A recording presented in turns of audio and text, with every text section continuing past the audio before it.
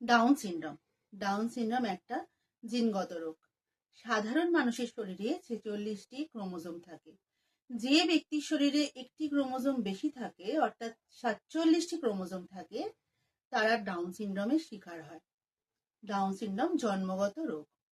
ভারতবর্ষে প্রতি 800 জন শিশুর মধ্যে একজনের ডাউন সিনড্রোম হবেই। এবার আপনি জিজ্ঞাসা করতেই পারেন যে আপনার বাচ্চা ডাউন সিনড্রোমের শিকার আপনি কি করে বুঝবেন? ডাউন সিনড্রোমে দেখলেই বোঝা যায়, কারণ এদের চেহারার বিকাশে ঘাটতি ঘটে। এদের চেহারার তুলনায় মাথাটা বড় হয়, মুখটা একটু চ্যাপ্টা আকৃতির হয়, এদের চোখগুলোর রং বাদামি হয়, নাকটা ছোট হয়, মুখের হাঁটা একটু বড় হয়, জিভটাও বড় হয়। এদের চেহারা একটু বেটে আকৃতির এবং একটু হেলদি আকৃতির হয়। এদের বুদ্ধির বিকাশেরও ঘাটতি ঘটে। এদের জন্ম থেকেই হার্টের একটা অসুবিধা হয়, হার্টের একটা ছোট্ট ফুটো থাকে। এদের এই সমস্যাগুলোর সমাধান কিন্তু কোনো ওষুধ নয়। এদের একমাত্র সমাধান হলো বিভিন্ন রকম therapy, physiotherapy, occupation therapy, speech therapy.